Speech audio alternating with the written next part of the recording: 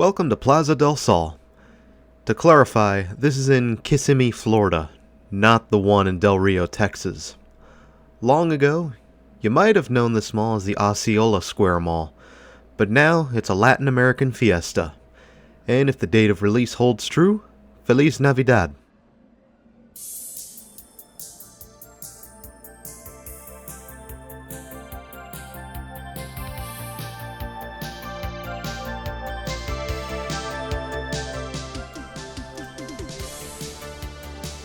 Osceola Square Mall can be traced back to the 80s, hosting its grand opening on October 23, 1986, according to the Orlando Sentinel. The mall would feature a rather unorthodox anchor lineup, with Ross Dress for Less, Wal-Mart, and J-Byrons as primary anchors, while Morrison's Cafeteria, Cobb Theaters, and even an Eckerd Pharmacy would serve as junior anchors. At the time of opening, Osceola Square Mall boasted 60 stores and a mix of specialty shops, entertainment, and dining options that were split between fast food and sit-down restaurants.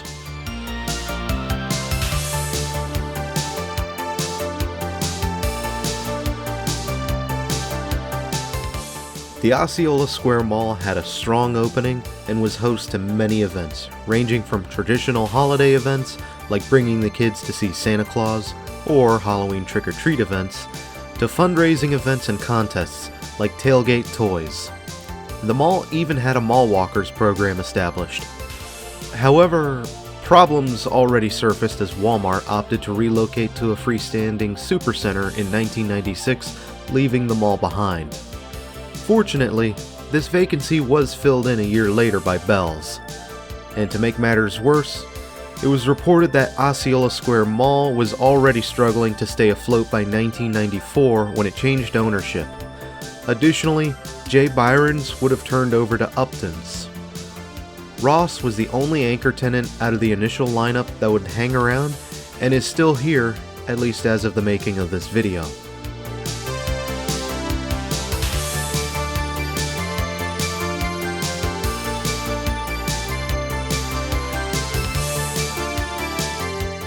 In 2002, a new owner of the mall by the name of Goodman Company of West Palm Beach announced plans to raise the interior of the mall and effectively de-mall the space, turning it into a strip mall. And by this point, a lack of strong anchors alongside competition and poor marketing were cited as reasons for the mall's failings, as one anchor sat entirely vacant. However, these plans ultimately fell through in 2003, and the mall would sell to another owner around 2005, this time a Minnesota-based company known as Grunt and Hotzler Real Estate. Pardon if I'm mispronouncing that. Their plans were to bring in new retail stores, restaurants, while also relocating non-retail tenants, if not outright kicking them out. However, this would come with its own set of problems involved, which involved the removal of a veterans museum. And a shooting that followed a parking lot dispute in 2005 certainly didn't help matters either. Fortunately, only one injury was reported out of that, and no deaths.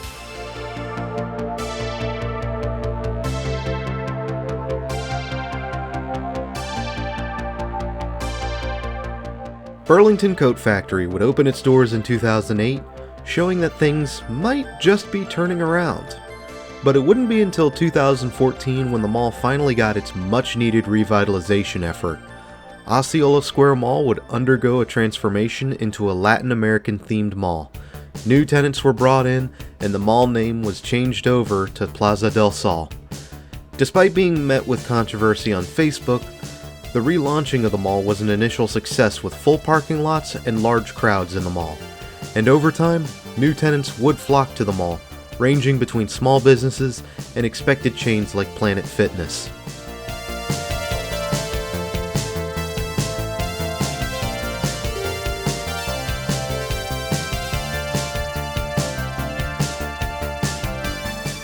When Bells closed their doors, the specific date I was unable to find, the anchor pad would be subletted to make way for DD's Discounts and Ollie's Bargain Outlet, with room for one more tenant whom would be announced as Zara Furniture in summer 2022. Or is it Zara? Pardon me if I'm getting it wrong. Meanwhile, the vacant Uptons would be home to the Florida Technical College. The mall even maintains a small food court with multiple options to pick from. Now, is this place perfect? No, not at all. But this is a massive improvement from the dying mall that it was in the 2000s. Looks to me that Plaza del Sol is here to stay.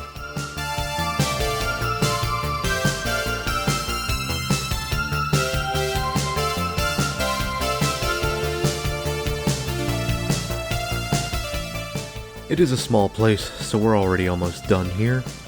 But I'm always a sucker for malls that fall to the brink, but are able to get a new life instead of get destroyed. Now, some additional notes I am willing to share on this place. There are side corridors that lead off into a collection of smaller stalls, almost like what looks like a flea market setup, which I thought was interesting. Additionally, this mall still has working payphones if you know where to look. I bring that up because I remember what payphones are, and they are rare to find nowadays. In fact, if you're under 21, you'll probably look at a payphone and either go, "What is that?" Or you're gonna go, "Oh my god, they forgot to take it down." "Becky, get a picture because that bitch is gone."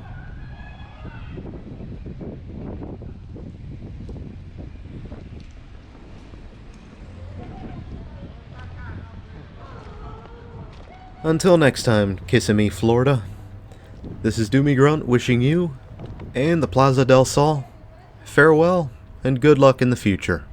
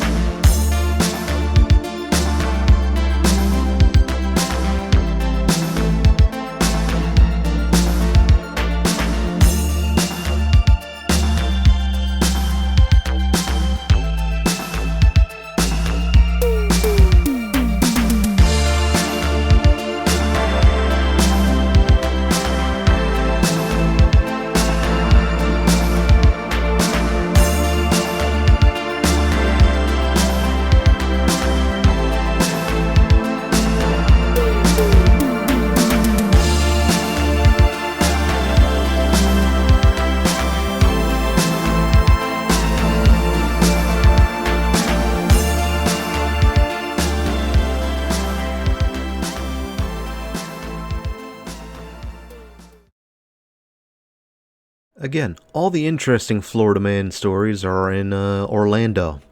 The only one I could find for Kissimmee is a naked guy trying to break into a Kissimmee neighborhood house.